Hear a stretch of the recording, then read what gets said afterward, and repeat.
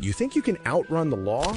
These gangsters thought the same, until these 7 lethal mistakes sealed their fate behind bars permanently. They had money, power, and blood on their hands, but not a single escape plan. Stick with me until the end. You won't believe how fast their empire turned to ashes. Number 1, the lifestyle mistake. When you're a gangster, the whole world knows you're rolling in cash. You want to flex, and maybe you can intimidate your enemies, right? But that's where the mistake begins. Rappers, gangsters, influencers, all of them are guilty of this. But in the world of crime, it's a ticket straight to prison. Nuke Bizzle, a rapper from St. Louis, released a music video where he bragged about defrauding the government's unemployment program during COVID. While the world was on lockdown, Bizzle wasn't just running scams, he was rapping about them. In his music video EDD, he proudly flashed stacks of government envelopes and debit cards, bragging about filing fake unemployment claims. The lyrics they was straight-up confessions. "Go to the bank with a stack of these," he rapped, holding up mail from California's EDD. His words, "You gotta sell cocaine, I just filed the claim." That wasn't a flex. That was a federal charge waiting to happen. And it hit him hard. When they arrested him in Vegas, investigators found 92 debit cards tied to over $1.2 million in stolen benefits. He was caught with 8 cards, 7 under different names. The feds didn't even need to dig too deep. He handed them the evidence on Instagram, YouTube, and in every bar he spit. Now he's facing up to 22 years behind bars, all because he couldn't stop showing off. And a flex became a major trap for him. Similarly, Tekashi 6ix9ine's flashy online presence made him a magnet for law enforcement attention. From posting stacks of cash to flaunting luxury cars and gang affiliations, his posts were later used in court to link him to criminal activity tied to the 9 Trade Gangsta Bloods. Although he avoided a lengthy sentence by cooperating with the government, the damage was already done. In the world of crime, silence is golden. Number 2, the loyalty mistake. One thing about gangsters, they live and die by loyalty. Loyalty is key in the criminal world. But what happens when the person you trust turns on you? Take Sammy the Bull Gravano. He wasn't just any mobster, he was the underboss of the Gambino crime family and right hand to John Gotti, one of the most powerful bosses in New York. Together they plan out the assassination of Paul Castellano. That hit didn't just change the power structure, it put John Gotti on the throne and made Gravano the trusted underboss of the Gambino crime family. But loyalty of the mafia is only real until things get shaky. When Gotti started suspecting Gravano might be talking to the feds, Gravano knew his days were numbered, so he flipped. In 1991, he turned state's witness, admitted to being involved in 19 murders, and testified against Gotti. That testimony hit like a bomb. Gotti got a life sentence, and Gravano served just 5 years, thanks to the deal he made and betrayal. It helped authorities take down an entire empire. Number 3, the technology mistake. El Chapo was one of the most wanted drug lords in the world. But in the end, it wasn't a shootout or betrayal that brought him down. It was a technology mistake. For years, Joaquin El Chapo Guzman used encrypted phones, satellite connections, tunnels, and a tight circle of aides to dodge the DEA and Mexican authorities. He changed devices, constantly moved locations, and even escaped through underground routes. But his downfall came when he made one small move: a single satellite phone call asking for help while hiding in a tunnel in Culiacan. That slip gave DEA, CIA, and Mexican agents just enough to start tracking.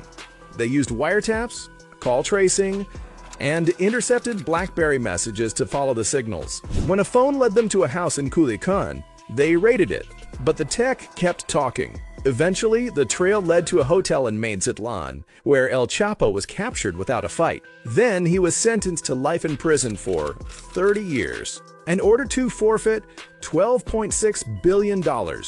Was El Chapo's downfall caused by just a single phone call? Drop your thoughts below. Number 4, the ego mistake.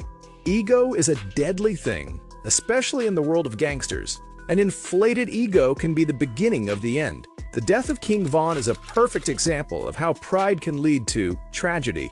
The feud between King Von and Quando Rondo wasn't just a rap beef, it had real consequences. Von was affiliated with Lil Durk, while Quando Rondo was mentored by NBA Youngboy. The tension reportedly began when Von posted pictures with Youngboy's ex-girlfriend. In one of his videos, Von even rapped, "Ain't no rap beef and ain't no real beef unless somebody got shot or something." Whether it started from personal drama or street politics, things eventually turned deadly.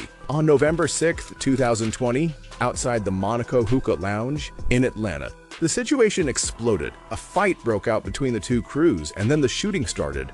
Moments later, Lul Tim, a close associate of Quando Rondo, pulled a gun and shot King Von, killing him on the spot. After the shooting, Quando Rondo claimed it was self-defense. He later released a track with NBA Youngboy titled "Want Me Dead," which further intensified the situation. In the end, it was the need to prove dominance that led to unnecessary conflict and a tragic loss of life. Number 5. The documentation mistake. Drill music is known for its raw and violent lyrics that often detail real-life crimes. While many see it as art, but law enforcement sees it as evidence. Some of these rappers made a massive mistake by singing about their illegal activities in their songs. In the UK, drill rappers have faced legal consequences for their lyrics. In 2019, Skengdo and AM were given suspended prison sentences for performing their song Attempted 1.0 at a concert. In Attempted 1.0, AM raps, "I'm on the block with the Glock, I'm ready to ride. If you're talking that talk, then you're asking to die," which was a direct call to violence. The authorities argued that the lyrics contained references to real-life conflicts and threats against rival groups. And in 2022, 20 alleged members of the G-Side Drilly gang were arrested in the Bronx during Operation Drilly. Prosecutors used their own drill music videos and social media posts as key evidence, linking lyrics and visuals to real-life shootings and crimes. One video, Bet by Lee Drilly and E-Woo, was specifically cited. Authorities argued the gang used drill music to boast about violence.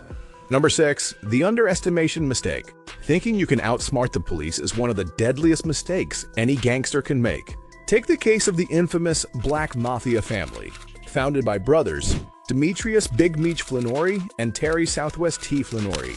These dudes weren't small-time hustlers. They built a drug empire that stretched across the U.S. They thought they were untouchable, running drug operations on a massive scale while living lavish lifestyles. But what they didn't account for was the persistence of federal agents. Behind the scenes, the feds were building a case. Wiretaps, informants, surveillance, every move was recorded. In 2005, after years of quiet investigation, and Operation Motor City Mafia brought the empire crashing down, with over 150 arrests and 30-year sentences for the Flannery brothers. Their downfall wasn't a shootout or betrayal. It was the cold power of law enforcement. Number 7. The expansion mistake. In the criminal world, more territory means more cash, more firepower, and more blood on the streets. In the 1990s, the Cali cartel, led by the Rodriguez Orejuela brothers, was on top of the drug trade. They were corporate kings of cocaine.